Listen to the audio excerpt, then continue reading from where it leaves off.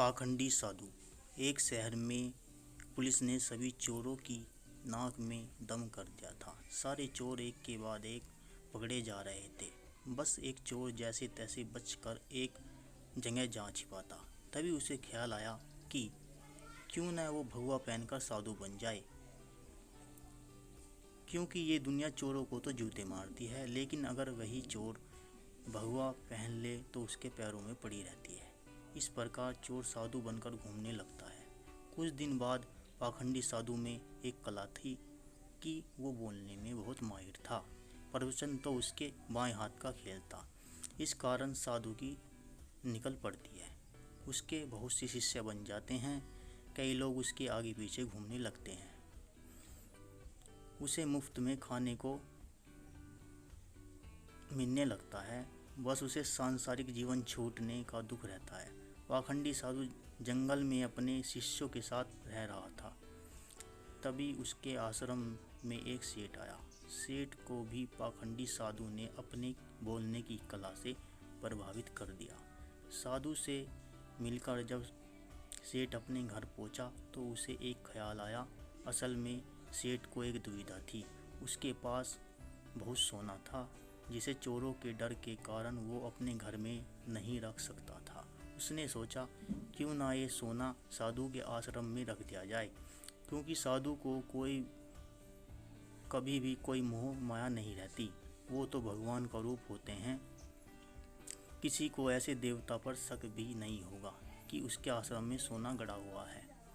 ऐसा सोचकर सेठ दूसरे दिन सोना लेकर पाखंडी साधु के आश्रम पहुंच जाता है और उससे पूरी बात बताता है। फिर क्या था, पाखंडी साधु का तो दिल गदगद हो गया। उसकी आंखें तो उस सोने की पोटली से हट ही नहीं रही थी। उस सेठ ने वो सोने की पोटली आश्रम के एक पेड़ के नीचे दबा दी और वहां से चला गया। अब साधु को नींद कहाँ आनी थी। वो रात भर उस सोने की पोटली के बारे में सोचता रहा। उसने सोचा अगर ये सोना मिल जाए तो जीवन तर जाएगा, संसारिक सुख भी मिलेगा जो इस भगवा कपड़ों ने छीन लिया है। इस तरह साधु ने कई सपने देख डाले। दूसरी तरफ सेठ सोने को आश्रम में रखकर संतुष्ट होकर सो रहा था। कुछ समय बीतने पर साधु ने एक योजना बनाई। उसने सोचा कि वो इस सोने को लेकर चला जाएगा और सेठ को शक न हो, इसलिए वो उसके घर जाकर जाने की बात कहेगा, ताकि सेठ को ये न लगे कि साधु सोना लेकर भागा है। अगले दिन साधु सेठ के घर जाता है। सेठ के पास एक व्यापारी बैठा रहता है। साधु को आता देख सेठ खुशी से झूम जाता है और कई पकवान बनाकर खिलाता है। साधु सेठ को अपने जाने की बात कहता है। इस पर सेठ दुखी होकर उसे रोकता है, लेकिन साधु कहता है कि वो एक सन्यासी है, किसी एक जगह नहीं रह सकता, उसे कई लोगों को मार्गदर्शन देना है। ऐसा कहकर साधु बाहर निकलता है और जानबूझकर सेठ के घर का एक तिनका उठा ले जाता है। थोड़ी देर बाद साधु वापस आता है, जिसे देख सेठ वापस आने का कारण पूछता है।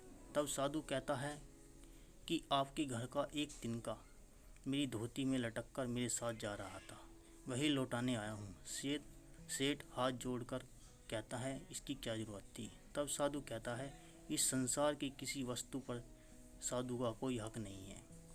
फिर अपनी बातों से वो सेठ को मोहित कर देता है और वहाँ से निकल जाता है। यह सब घटना सेठ के पास बैठा व्यापारी देखता है। वो सेठ से पूछता है कि कौन है ये साधु। तब सेठ उसे पूरी बात बताता है, जिसे सुनकर व्यापारी जोर जोर से हंसने लगता है।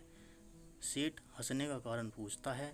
तब व्यापारी उससे कहता है तुम मूर्ख हो, वो पाखंडी तुम्हें लूट कर ले गया। जिस पर सेठ कहता है कैसी बात करते हो, वो एक साधु है, बहुत ज्ञानी है। व्यापारी कहता है अगर तुम्हें अपना सोना बचाना है तो उस जगह चलो जहाँ सोना दबाया था।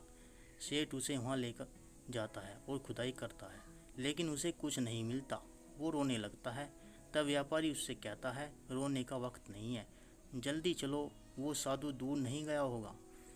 सेठ और व्यापारी पुलिस को बोलते हैं और पुलिस उस पाखंडी साधु को ढूंढ लेती है।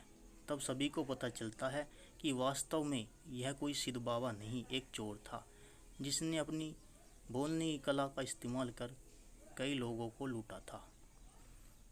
पुलिस से बचने के लिए भगवा पहन लिया था। सोना मिलने के बाद सेठ की जान में जान आती है। सेठ व्यापारी से पूछता है कि उसे कैसे पता चला कि यह साधु पाखंडी है। व्यापारी ने कहा, वो साधु बार बार अपने आप की तारीफ कर रहा था। संत कितने महान होते हैं, बार बार यही दोहरा रहा था। जबकि जो सच मायने में संत होते हैं उन्हें इस बात को दोहराने की ज़रूरत नहीं पड़ती। इसलिए मित्र, आज के समय में जो भगवा पहनकर प्रवचन देते हैं वो सभी साधु नहीं होते या संत नहीं होते। आशा करते हैं आपको पाखंडी साधु की कहानी पसंद आई होगी। ऐसी ही अच्छी कहानी के लिए हमें सब्सक्राइब करें। धन्यवाद।